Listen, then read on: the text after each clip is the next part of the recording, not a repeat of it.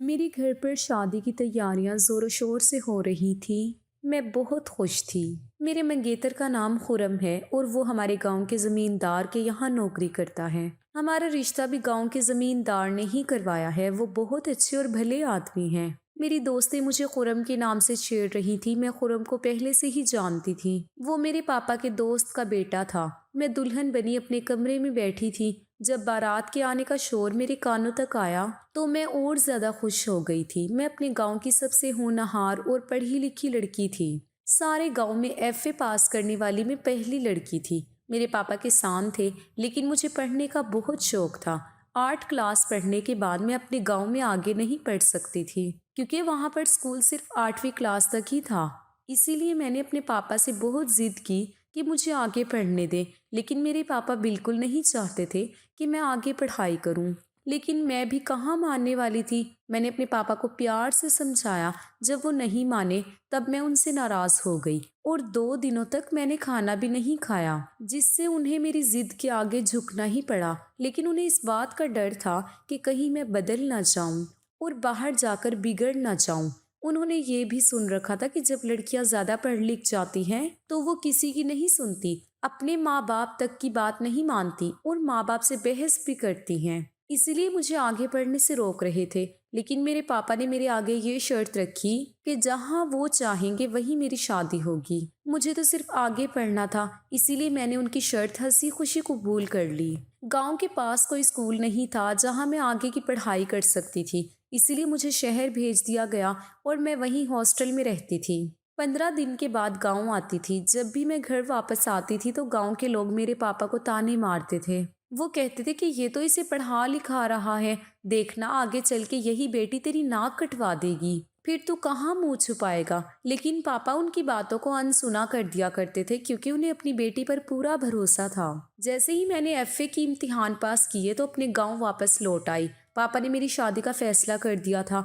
जब मैं घर वापस आई तो पापा ने मुझसे कहा, फातिमा 2 हफ्ते बाद तुम्हारी शादी है। जैसे ही उन्होंने मुझसे ये कहा मैं एकदम दंग रह गई। लेकिन पापा ने मुझसे पढ़ाई के बदले ये वादा किया था कि वो जहाँ कहेंगे मैं वहीं शादी करूंगी। फिर मैंने भी अपना वादा खुशी खुशी निभाया। मैं शादी के लिए राजी हो गई और शादी को लेकर पापा से कोई सवाल नहीं किया। मेरी शादी किससे हो रही है, कौन है और कैसा है और क्या करता है, कुछ भी नहीं पूछा। यहाँ तक कि मैंने खुरम को एक बार देखने को भी नहीं कहा। पापा को ये डर था कि मैं शादी के लिए मना कर दूंगी और वो बहुत बेचैन थे। मेरी रजामंदी देखकर वो बहुत खुश हो गए कि उनकी बेटी ने उनका भरोसा नहीं तोड़ा। मैंने भी शहर में पढ़ाई करते वक्त कभी भी किसी लड़के से दिल नहीं लगाया था। सिर्फ वहाँ मैं अपनी पढ़ाई पर ध्यान दिया करती थी और ना ही मैंने कभी सोचा था कि मेरा जीवन साथी कैसा होना चाहिए। इसीलिए मैं अपने घर वालों की खुशी में उनके साथ हंसी खुशी तैयार थी। मैं ये भी जानती थी कि मेरे मुंह से निकला एक भी लफ्ज मेरे पूरे खानदान की इज्जत खाक में मिला सकता है और पूरे गांव में उनकी नाक कट सकती है। लोग यही कहेंगे कि बेटी ने 4 क्लास क्या पढ़ ली, माँ बाप के सामने जबान चलाने लग गई है। मैं अपनी शादी को लेकर बहुत खुश थी। जैसे जैसे शादी के दिन करीब आ रहे थे मेरे पापा की बेचैनी बढ़ने लगी थी, क्योंकि गांव में सभी लोग मेरी पढ़ाई के खिलाफ थे। और फिर मैं तो पढ़ाई के साथ साथ रहती भी हॉस्टल में ही थी। घर से इतनी दूर तो गांव वाले तरह तरह की बातें किया करते थे, लेकिन पापा मेरी खुशी के आगे सबको नज़रअंदाज कर दिया करते थे। मगर अब शादी नज़दीक थी तो पापा की बेचैनी बढ़ने लगी थी। लेकिन शादी से पहले मेरी अम्मी मेरे कमरे में आई और जो सवाल उन्होंने मुझसे पूछा उसको सुनकर मैं दंग रह गई। फिर मुझे अपने पापा की बेचैनी की वजह का पता चल गया। मैं सोच भी नहीं सकती थी कि मुझ पर ऐसा सवाल भी उठाया जाएगा। अम्मी मुझसे कहने लगी, 7 साल शहर के हॉस्टल में रही हो, कॉलेज जाती रही हो, मुझे बता दो अपने बाप की इज्जत तो नहीं खराब की ना, क्योंकि आज दरबार में सबके सामने तुम्हारे कवारेपन साबित होने का इम्तिहान है। अगर कुछ भी गलत हुआ तो तेरे पापा और मैं तो जीते जी ही मर जाएंगे। ये कहकर अम्मी रोने लगी। मैंने अपना होश संभाला और अम्मी से कहा कि ऐसा कुछ भी नहीं है। मैं तो सबकी नजरों से बचकर रहती थी, कभी बुरी संगत का असर अपने ऊपर नहीं पड़ने दिया। मैंने ऐसा कुछ भी नहीं किया है कि आपकी इज्जत खराब हो जाए। लेकिन मेरी अम्मी मेरी बातों से मुतमईन नहीं हुई, क्योंकि गांव के लोग उनसे मेरे किरदार पर सवाल उठा रहे थे। फिर वो कहने लगी कि खुरम कहता है कि शादी से पहले फातिमा को अपने कवारेपन होने का सबूत मुझे देना होगा, तभी शादी होगी। ये सुनकर तो मैं हैरत में पड़ गई। باہر پورا خاندان اور ساری برادری بیٹھی تھی، بارات بھی آ چکی تھی اور میرا ہونے والا شوہر کیسی بے تکی باتیں کر رہا تھا۔ بھلا کوئی لڑکی اپنے کوارے پن ہونے کا ثبوت کیسے دے سکتی ہے؟ میں نے کہا امی، میں اس وقت اس بات کا کیسے یقین دلا سکتی ہوں؟ یہ تو بالکل فضول سی بات ہے۔ وہ کہنے لگی کہ خرم کہتا ہے کہ شہر کے ہاسٹل میں رہ کر پڑھنے والی لڑکیاں بد کردار ہوتی ہیں، اسی لیے میں اس سے شادی تب تک نہیں کروں گا جب تک وہ اپنے کوارے پن ہونے کا ثبوت مجھے نہ دے دے۔ تب میں نے اپنی ماں سے پوچھا کہ بھلا کیسے میں انہیں ثبوت دوں؟ تو اس پر ماں کہنے لگی کہ خرم کہتا ہے کہ اگر وہ دربار کے اندر بنے کمرے میں 5 دن گزارے اور 5 دن بعد صحیح سلامت باہر آ جائے تبھی میں اس سے شادی کروں گا۔ اگر کنواری نہ ہوئی تو ادھر سے غائب ہو جائے گی، شیطان اسے لے جائے گا، کیونکہ وہ کمرہ دربار کے اندر ہے اور وہاں پر نیک عورتوں نے بہت عبادت کی ہے۔ اسی لیے جب بھی کسی لڑکی پر شک ہو جاتا ہے تو اسے اسی کمرے میں بند کر دیتے ہیں، اس لڑکی کو 5 دن وہیں پر گزارنے پڑتے ہیں۔ میں پڑھی لکھی تھی، اسی لیے یہ دربار والی کہانی میری سمجھ میں نہیں آ رہی تھی۔ آخر ایسا کیسے ہو سکتا ہے کہ ایک بند کمرہ لڑکی کے کردار کا فیصلہ کرے؟ ہمارے گاؤں میں جس لڑکی کے کردار پر شک ہوتا اسے اس کمرے میں بند کر دیا جاتا تھا۔ اگر وہ 5 دن بعد کمرے سے باہر آ جاتی تو اسے پاک سمجھا جاتا، اور اگر غائب ہو جاتی تو یہ کہا جاتا ہے کہ شیطان اسے اپنے ساتھ لے گیا۔ میں یہ سوچ رہی تھی کہ آج کل کے دور میں گاؤں کے لوگ کسی لڑکی کے کنوارے ہونے کا اندازہ اس طرح کی بے تکی کی باتوں سے کیسے لگا سکتے تھے؟ میں بھلا کیوں کسی جنگل میں بنے دربار کے ایک چھوٹے سے کمرے میں بند ہو جاتی، وہاں کیسے سارا دن گزارتی؟ مجھے یہ بات بالکل بھی سمجھ میں نہیں آ رہی تھی، کیونکہ اپنے پاک ہونے کا تو مجھ سے بہتر کوئی نہیں جان سکتا تھا۔ میرے امی پاپا اور گاؤں والے اور پنچایت کے لوگ بھی وہاں پر موجود تھے۔ میں نے کہا کہ مجھے ایسی کوئی بات منظور نہیں ہے۔ میری بات سن کر میری ہونے والی ساس بھڑک اٹھی اور کہنے لگی اس کا مطلب اس لڑکی کے دل میں چور ہے، تبھی یہ اس بات سے منع کر رہی ہے۔ اگر اس نے بات نہیں مانی تو ہم بارات واپس لے جائیں گے۔ میرے پاپا یہ سن کر لڑکے والوں کے سامنے ہاتھ جوڑنے لگے کہ بارات واپس نہ لے کر جائیں۔ میری امی میرے پاس آ گئی اور کہنے لگی تم کیوں ضد کر رہی ہو؟ اگر تم کنواری ہو تو اس کی بات کیوں نہیں مان جاتی؟ میری امی پاپا بری طرح سے رو رہے تھے۔ میں نے اپنی ہونے والی ساس سے کہا کہ اگر آپ لوگوں کو یقین نہیں ہے تو کسی ہسپتال لے جا کر میرا میڈیکل چیک اپ کروا لیں، آپ کو یقین آ جائے گا۔ اب تو ترقی ہو چکی ہے، ڈاکٹر آپ کو سب کچھ سچ سچ بتا دے گا۔ خدا کے لیے اس بے تکی بات پر یقین نہ کریں اور بے قصور لڑکیوں کو ایسے ویرانے میں قید نہ کیا جائے۔ مگر کسی نے بھی میری ایک نہ سنی۔ پاپا تو میرے کسی بے جان لاش کی طرح ہو گئے تھے۔ امی کا بھی رو رو کر برا حال تھا، جیسے میں سچ مچ اپنا منہ کالا کر کے آئی ہوں۔ مجھ پر لوگوں نے بہت الزام لگائے۔ میرے پاپا سے کہنے لگے تجھے سمجھایا تھا نا کہ بیٹی کو باہر پڑھنے مت بھیج، اب انجام دیکھ لے، لیکن تم نے کسی کی نہ سنی۔ اب دیکھ لے اپنی عزت خراب ہوتے۔ میں اپنے پاپا کے سامنے بیٹھ کر روتی رہی کہ پاپا میں نے ایسا کچھ بھی نہیں کیا ہے، بے شک میرا میڈیکل چیک اپ کروا لیجئے۔ مگر سب لوگوں کو تو بس اسی دربار پر یقین تھا جس کے جھوٹے ہونے کی قسم میں کھا سکتی تھی۔ بھلا میرے بارے میں مجھ سے بہتر اور کوئی کیسے جان سکتا ہے؟ میرا بار بار سب کے سامنے وہاں جانے سے منع کرنا میرا کنوارا نہ ہونا ثابت کر رہا تھا، اور میرا وہاں جانا ہی سب کو یقین دلا سکتا تھا۔ لیکن ایسے کسی دربار کے کمرے میں اپنے آپ کو 5 دن کے لیے بند کیسے کر لیتی، جہاں کوئی آتا جاتا بھی نہیں تھا؟ لیکن اپنے ماں باپ کے آنسو دیکھ کر میں بھی بے بس ہو گئی۔ پھر میرا فیصلہ کرنے پنچایت بیٹھی۔ پنچایت نے میرے لیے یہی فیصلہ کیا کہ مجھے جنگل میں 5 دن رہنا پڑے گا۔ پنچایت نے بھی میری ایک نہ سنی۔ میں نے بھی اپنے ماں باپ کی خاطر ان کا یہ فیصلہ قبول کر لیا۔ میں نے دلہن کا جوڑا بدلا اور سمپل سے کپڑے پہن لیے اور جانے کے لیے تیار ہو گئی۔ لیکن مجھے بہت افسوس ہو رہا تھا کہ خرم ایسی جھوٹی اور جاہلانہ اور گھٹیا سوچ رکھتا ہے۔ مجھے اس کی سوچ پر ترس آ رہا تھا۔ پھر میں کچھ گاؤں کے بڑے لوگوں اور اپنے پاپا کے ساتھ وہاں کے لیے چل پڑی اور اس چھوٹے سے کمرے میں مجھے بند کر دیا جہاں کہیں سے روشنی کی ایک کرن بھی نظر نہیں آ رہی تھی۔ اس کمرے میں بس ایک چارپائی تھی جس پر میں بے بسی سے لیٹی ہوئی آنسو بہا رہی تھی۔ نہ جانے کیسی اندھیری نگری تھی، بچپن سے میں اس جاہلانہ رواج کو ہوتے ہوئے دیکھ رہی تھی۔ جنگل کے بیچوں بیچ دربار کے کونے میں ایک کمرہ بنا ہوا تھا جہاں معصوم لڑکیوں کو قید کر دیا جاتا تھا اور 5 دن کے کھانے پینے کا سارا سامان وہاں رکھ دیا جاتا تھا، کیونکہ کمرے کے باہر تالا لگا دیا جاتا تھا۔ اور 5 دن سے پہلے وہاں کوئی آتا جاتا نہیں تھا۔ مجھے نہیں پتا تھا کہ خرم کو مجھ پر شک کیوں ہوا تھا۔ کمرہ بالکل بند تھا، وہاں ایک لائٹ تک موجود نہیں تھی جس سے مجھے پتا چل سکے، بس ایک پنکھا چل رہا تھا۔ جنگل کے پاس بالکل سنسان جگہ تھی جہاں جنگلی جانور آ کر دروازہ توڑ کر مجھ پر کسی بھی وقت حملہ کر سکتے تھے۔ اسی ڈر نے میرے دل کو دہلا کر رکھ دیا تھا۔ میں چارپائی پر بیٹھ گئی، لیکن کمرے کا دروازہ لوہے کا تھا، مجھ جیسی پتلی دبلی لڑکی اسے کھول نہیں سکتی تھی۔ میں نے کھانے کی ٹوکری سے کپڑا ہٹایا تو اس میں بس تھوڑے سے پھل کے سوا اور کچھ بھی نہیں تھا۔ کمرے میں کوئی بٹن موجود نہیں تھا اور نہ ہی کوئی بلب لگایا گیا تھا۔ وہاں ایک باتھ روم تھا جس میں بھی اندھیرا تھا۔ میں نے پورے کمرے کی اچھے سے تلاشی لی، مجھے کچھ بھی دکھائی نہیں دے رہا تھا۔ میں بے بسی سے دوبارہ چارپائی پر بیٹھ گئی۔ ابھی کچھ ٹائم ہی گزرا تھا کہ وہاں مجھے کسی کے آنے کی آہٹ ہونے لگی۔ میری ڈر سے جان نکلنے لگی۔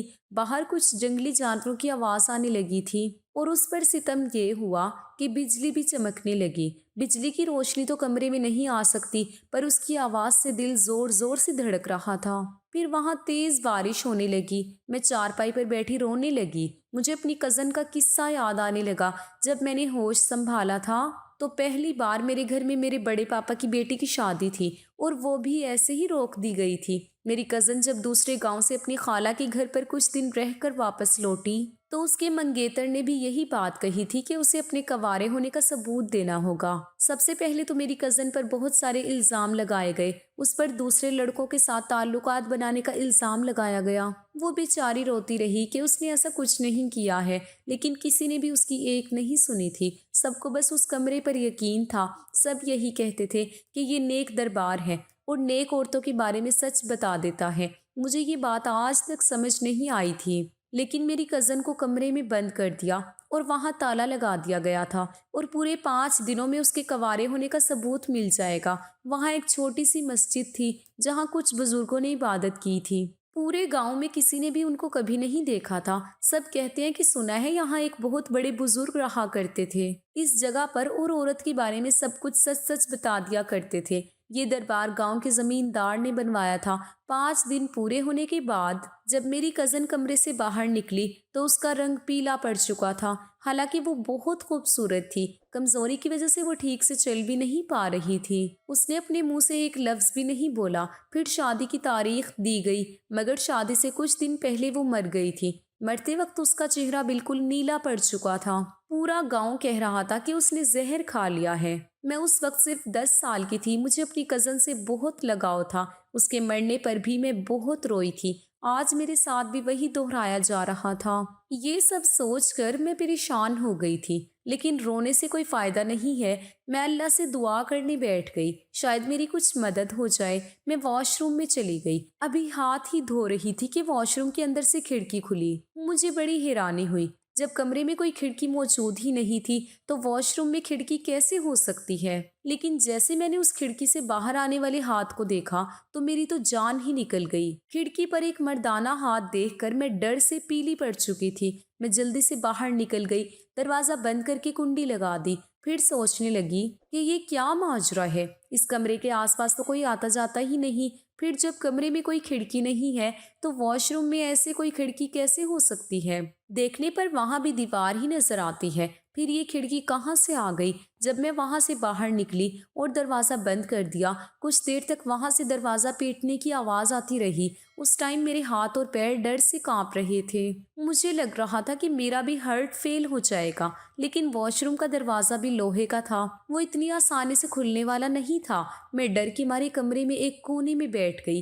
دروازہ نہیں کھلا، مجھے کسی کی آواز سنائی نہیں دی، بس دروازہ ہی بج رہا تھا۔ کچھ دیر بعد آواز آنا بند ہو گئی۔ وہ کون تھا؟ کیا کوئی تھا؟ کیونکہ اس کے ہاتھ پر بے تحاشا بال تھے۔ یہ سوچ کر ہی میری جان نکلنے لگی۔ میں جنگل کے ایک کمرے میں تھی جہاں خطرناک جانوروں کا ہونا کوئی بڑی بات نہیں تھی، لیکن نیند بھی ایسی چیز ہے جو ہر حال میں آ ہی جاتی ہے۔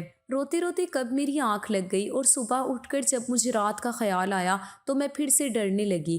پورے دن ڈرتے ڈرتے نکل گیا۔ بھوک سے جب میں بے ہوش ہونے لگی تب میں نے تھوڑے سے پھل کھائے۔ پھر میں نے ہمت کی اور واش روم میں گئی۔ میں حیرت میں پڑ گئی کہ وہاں پر تو کوئی کھڑکی ہی نہیں ہے، بس ایک دیوار تھی۔ میں اس قدر گھبرائی ہوئی تھی کہ میں جلدی سے واپس کمرے میں آ گئی۔ میں سوچتی رہی کہ کھڑکی کہاں چلی گئی۔ رات تو یہاں سے ہاتھ آیا تھا۔ رات کو پھر سے دوبارہ دروازہ بجنے لگا اور میں پھر سے چونک اٹھی کہ کوئی بھی اندر کیسے آ سکتا ہے، یہ کیا ماجرا ہے، اور یہ کون تھا جو رات کو واش روم میں آ کر کمرے کا دروازہ بجانے لگتا تھا، جیسے دروازہ توڑ ہی دے گا۔ لیکن دروازہ بہت مضبوط تھا، آسانی سے کھلنے والا نہیں تھا۔ میں نے دروازہ نہیں کھولا اور نہ ہی کوئی آواز کی، جیسے میں کمرے میں موجود ہی نہیں ہوں۔ میری یہاں پر دوسری رات تھی۔ آدھی رات کو نہ جانے کون آ کر دروازہ پیٹتا تھا۔ پورے دن وہاں سے کوئی آواز نہیں آتی تھی۔ اس کی اگلی صبح میں نے سوچ لیا تھا کہ واش روم میں جا کر اچھے سے جانچ پڑتال کروں گی۔ صبح ہوتے ہی اچھے سے واش روم کی جانچ پڑتال شروع کر دی۔ جس جگہ سے کھڑکی کھلی تھی وہ دن میں دیکھنے میں دیوار جیسی ہی لگتی تھی۔ جب میں نے ٹھیک سے دیکھا تو وہ صرف دیکھنے میں ہی دیوار جیسی تھی، مگر وہ لکڑی کی بنی ہوئی تھی۔ میں نے اسے باہر کی طرف دھکا دیا تو وہ نہیں کھلی، لیکن تھوڑی دیر محنت کرنے کے بعد وہ کھل گئی۔ میں نے باہر جھانک کر دیکھا تو وہاں پر کمرہ بنا ہوا تھا۔ اس کے اندر جا کر دیکھا تو وہاں ایک سرنگ ملی جو پتہ نہیں کہاں جا رہی تھی۔ بہت اندھیرا تھا، مجھے بہت ڈر بھی لگ رہا تھا، مگر اس کھڑکی کے ذریعے میں اس سرنگ میں اترتی گئی۔ مجھے امید تھی شاید میں یہاں سے باہر نکل سکوں۔ میں ڈرتی ڈرتی آگے بڑھنے لگی۔ تھوڑی دیر چل کر مجھے روشنی دکھائی دینے لگی۔ وہاں پہنچ کر دیکھا تو وہاں لائٹ کا بٹن تھا، جسے دبانے سے پوری سرنگ میں روشنی ہو گئی۔ وہاں اوپر کی طرف سیڑھیاں جا رہی تھی۔ جب میں ان سیڑھیوں پر چڑھی اور وہاں کا دروازہ کھلنے کی کوشش کی تو وہ نہیں کھلا۔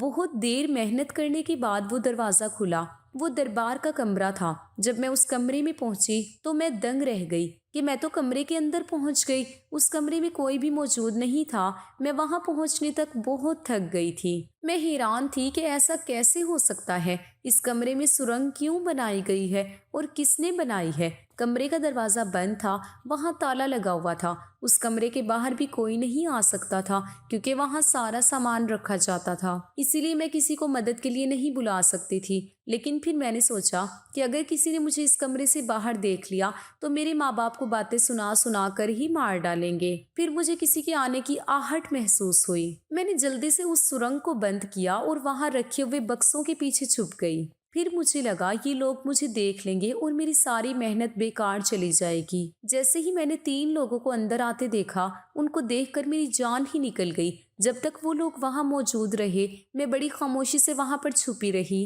اور ان کے جانے کا انتظار کرنے لگی۔ پھر وہ لوگ اپنا کام کر کے وہاں سے چلے گئے۔ اس کمرے میں دربار کے اندر دیے ہوئے پیسے رکھے جاتے تھے، اسی لیے اس کمرے میں کوئی بھی فالتو آدمی نہیں آ سکتا تھا۔ جو لوگ دربار میں کام کرتے تھے وہی لوگ یہاں پر آ سکتے تھے۔ میں بہت ڈری ہوئی تھی، مجھے کچھ بھی سمجھ میں نہیں آ رہا تھا۔ پھر میں نے سوچا کہ میں رات ہونے کا انتظار کرتی ہوں اور دیکھتی ہوں کہ کون ہے جو وہاں آ کر دروازہ بجاتا ہے، اور یہی ایک اچھا موقع تھا جب میں یہ سب کچھ جان سکتی تھی، کیونکہ باہر تو میں یہاں سے نہیں نکل سکتی تھی کیونکہ دروازے پر تالا لگا ہوا تھا۔ تھوڑی دیر بعد مجھے ایک آدمی نظر آیا۔ وہ زمیندار اور ساتھ میں پنچایتی بھی تھا۔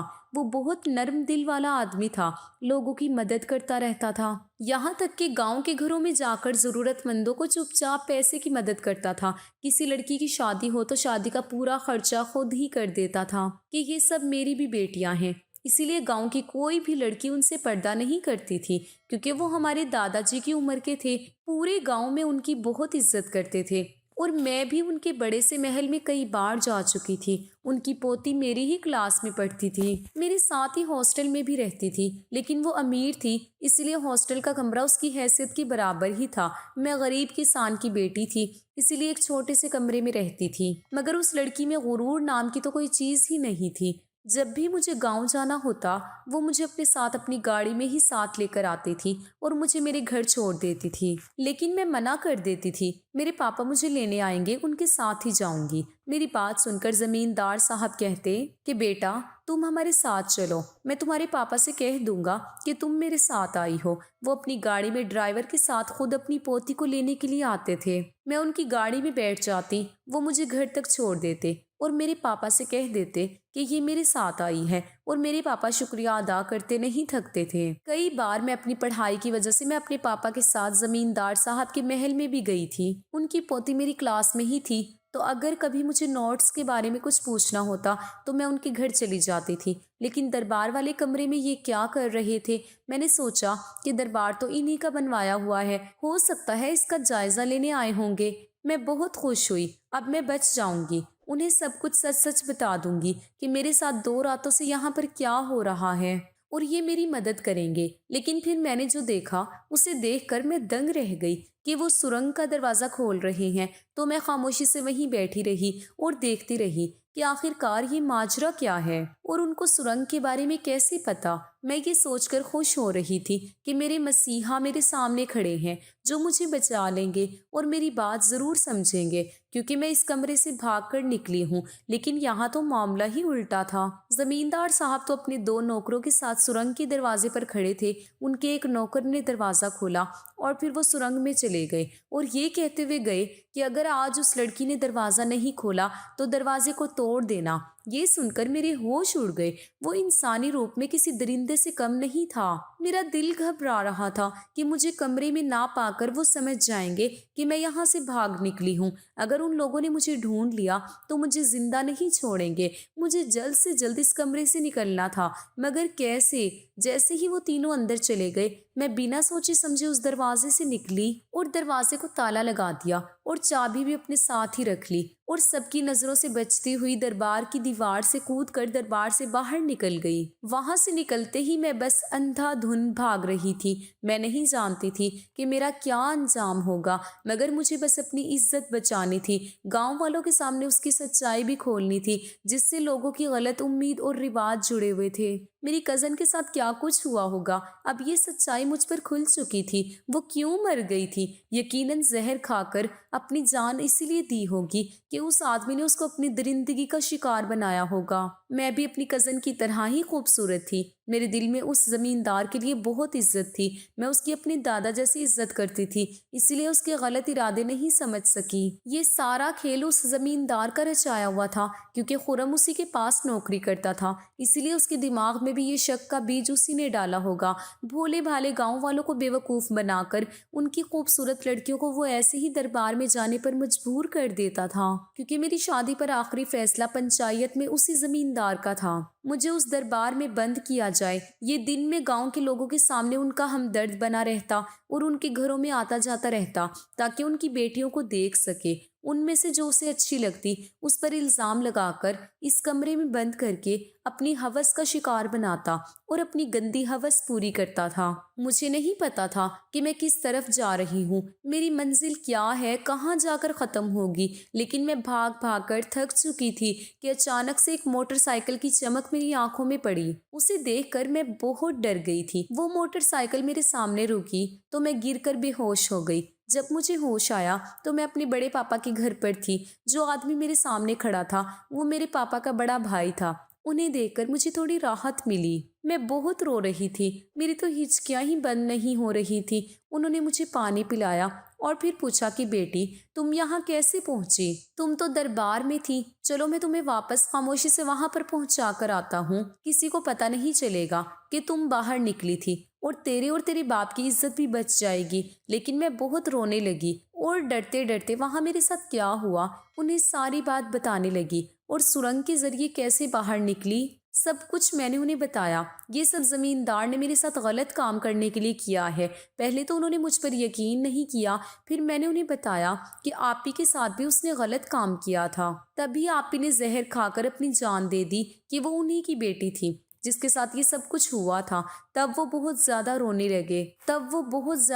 لگے۔ پھر انہوں نے کہا کہ میری بیٹی کے ساتھ اس درندے نے کیا کچھ نہیں کیا ہوگا جو اس نے اپنی جان دے دی۔ ہم تو اس کو اپنا باپ سمجھتے تھے اور یہ ہماری ہی بیٹیوں پر بری نظر رکھتا تھا۔ اب میں تیرے ساتھ کچھ غلط ہونے نہیں دوں گا، تو یہیں پر چھپی رہنا اور کسی کو بھی اپنے یہاں پر ہونے کا پتہ مت چلنے دینا۔ اب اس کی سچائی ہم سب کے سامنے لے کر آئیں گے اور اس کو اس کے کیے کی سزا دلوائیں گے، گاؤں کی بیٹیوں کو اس سے بچائیں گے۔ پھر انہوں نے مجھے کھانا کھلایا اور کمرے کی لائٹ بند کر کے چلے گئے۔ یہ کہہ کر چلے گئے کہ بیٹی تو یہاں آرام سے رہ۔ پھر وہ میرے پاپا کے پاس گئے اور کہا کہ چل بیٹی کی خبر لے کر آتے ہیں، وہ کیسی ہے، دروازے سے اسے آواز دیں گے۔ میرے پاپا بھی بہت پریشان تھے، انہیں بھی میری بہت فکر ہو رہی تھی۔ میری ماں بھی کہنے لگی کہ جاؤ اور بیٹی کی خبر لے کر آؤ۔ پھر پاپا ان کے ساتھ جانے کے لیے راضی ہو گئے، لیکن میری ماں بولی کہ اگر کسی نے دیکھ لیا تو۔ تب انہوں نے کہا کہ رات کے اندھیرے میں کون دیکھے گا، ہم خاموشی سے جا کر واپس آ جائیں گے۔ پھر یہ دونوں دربار کی اور چل دیے۔ وہاں وہ پیچھے کے دروازے سے اندر گئے اور بنا کسی کی نظروں میں آئے کمرے تک پہنچے۔ وہاں جا کر انہوں نے مجھے آواز لگائی۔ اس ٹائم زمیندار اپنے دونوں نوکروں کے ساتھ کمرے میں ہی موجود تھا۔ وہ دیوار توڑ کر اندر آ چکا تھا۔ ان دونوں کی آوازیں سن کر وہ لوگ بالکل خاموش ہو گئے تھے۔ پاپا اور بڑے پاپا مجھے آواز دے رہے تھے۔ جب میری کوئی آواز نہ آئی تو میرے پاپا بہت زیادہ گھبرا گئے۔ پھر بڑے پاپا نے انہیں سمجھایا کہ بیٹی سو رہی ہوگی، وہ زمیندار اس کمرے میں ہی تھا۔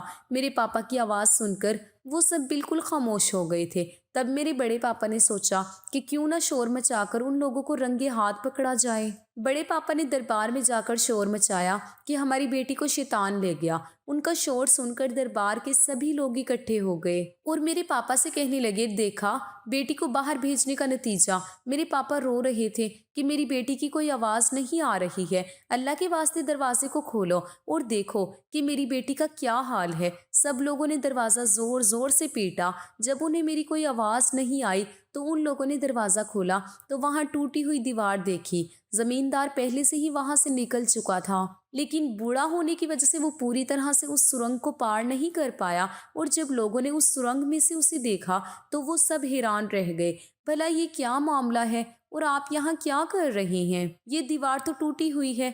بہت سارے سوال کرنے لگے، پر ان سوالوں کا ان کے پاس کوئی جواب نہیں تھا۔ ان کے نوکر کو ایسے کپڑوں میں دیکھ کر سب لوگ سمجھ گئے کہ یہ کوئی شیطان نہیں ہے، بلکہ یہ زمیندار لڑکیوں کو یہاں سے اٹھا لیتا ہے۔ پھر وہاں پولیس کو بلا کر پورے معاملے کی جانچ کروائی اور زمیندار کو پولیس کے حوالے کیا، اور اس سب سے پوچھنے لگے کہ وہ لڑکی کہاں ہے، اور اسے مجھے اغوا کرنے کے جرم میں اندر کروا دیا۔ سب لوگ سمجھ رہے تھے کہ اس نے مجھے قتل کر کے کہیں چھپا دیا ہے۔ میرے پاپا کا تو رو رو کر برا حال ہو گیا تھا۔ ان کی بچی کہاں گئی تھی؟ بڑے پاپا نے انہیں بتایا کہ وہ گھر پر ہے اور بالکل ٹھیک ہے۔ تب سب لوگ بھاگے دوڑے گھر پہنچے اور مجھے صحیح سلامت دیکھ کر ان کی جان میں جان آئی اور مجھ سے پوری جانکاری لی۔ تب تک خرم بھی گھر پہنچ چکا تھا اور اس نے اپنے کیے گئے سلوک کو لے کر مجھ سے اور میرے گھر والوں سے معافی مانگی، اور اس نے بتایا کہ تمہارے کوارے ہونے والی بات زمیندار نے اس کے دماغ میں ڈالی، اور یہاں رشتہ کرنے کے لیے بھی زمیندار نے ہی کہا تھا، اور اس کے ماں باپ کے دماغ میں یہ شک کا بیج اسی نے ڈالا تھا۔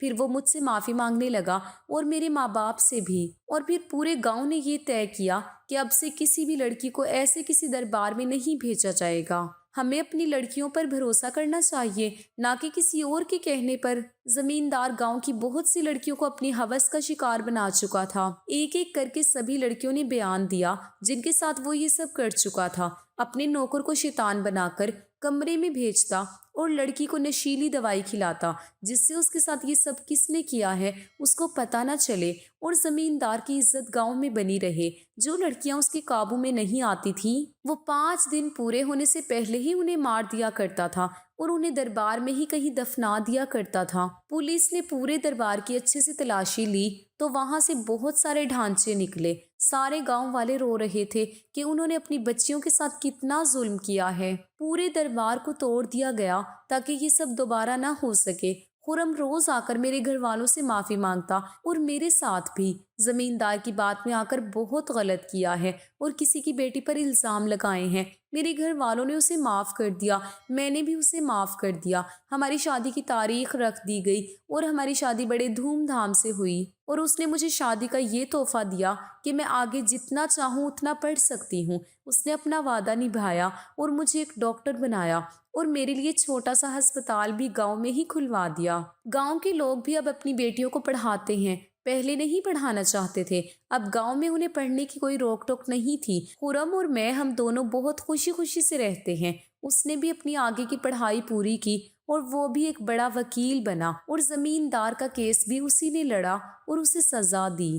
یہ تھی ناظرین ہماری آج کی کہانی۔ کہانی اگر پسند آئی ہو تو کہانی کو لائک اور شیئر کر دیجیے گا اور میرے چینل کو سبسکرائب کر لیجیے گا تاکہ مزید اس طرح کی کہانیوں کا نوٹیفیکیشن آپ کو بر وقت ملتا رہے۔ ملتے ہیں ایک نئی ویڈیو کے ساتھ، تب تک کے لیے اپنا خیال رکھیے گا، دعاؤں میں یاد رکھیے گا۔